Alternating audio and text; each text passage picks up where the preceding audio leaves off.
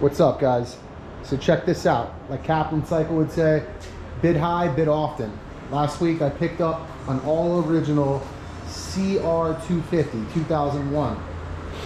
These bikes are really sought after. This is the best motor Honda made before they ruined it, going to the 02 all the way to the 07. This and the 96 are the ones to get if you know your two-stroke Hondas. But just gonna drop a little story.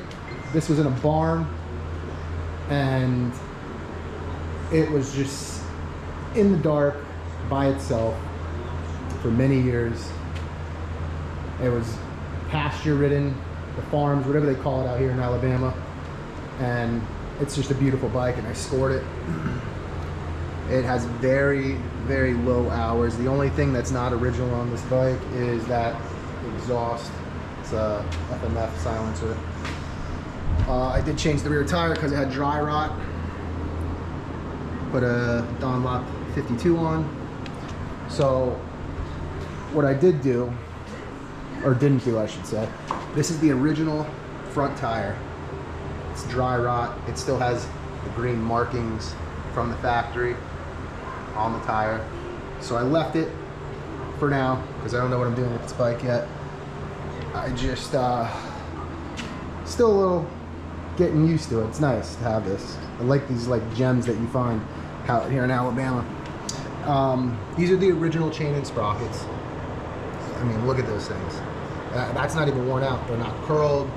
I mean, if I was to race this thing, yeah, I would replace the chain and sprockets for sure, but it's just for showing people on how low this bike is. I mean, look at that sticker. I mean, that's unobtainium.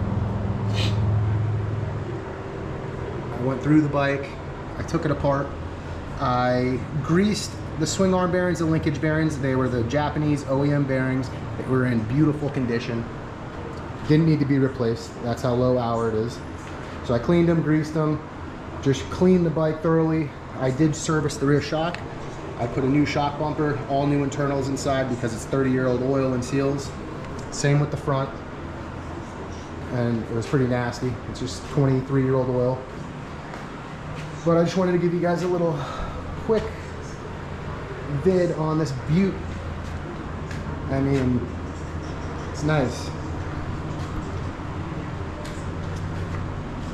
Don't know what to do with her yet. Could race the Seika races. I could join the, I think it's pre-mod it's called, the vintage bikes. We'll see what happens. Quick other thing I did replace clutch cable and throttle cable, all OEM. I don't mess around with aftermarket cables or nothing like that. OEM or nothing. So this throttle, like brand new. Woo. Clutch nice and good, greased up, brand new. I put a new lever on there too because the other one was a little janky. It was all beat up. But I'd have to say for the hours, I mean, I don't know. I'd have to say anywhere from 15 to 25 hours, somewhere in that realm. And it shows because it is a beautiful bike. The subframe is perfectly straight. I mean, everything, as I'm taking it apart, I'm like, there's bolts that have never been touched. The front wheel was never taken off before. I was the first one to do these bleeder screws. And it was like 20-year-old air in there. So I had to get all that out, get it all dialed in. So we're gonna see what happens. I got a few bikes that are outside right now. I was cleaning them up. I got like a few bikes in here that don't know what I'm gonna do with yet. Looking to buy another bike here shortly. 25 KTM's rolling out, so we'll see what happens here in the next week. But here's a video. Haven't dropped one in a bit, but we'll do some more videos on this hopefully. I'm gonna start her up for the first time. I got my pre-mix, gonna go 32 to 1.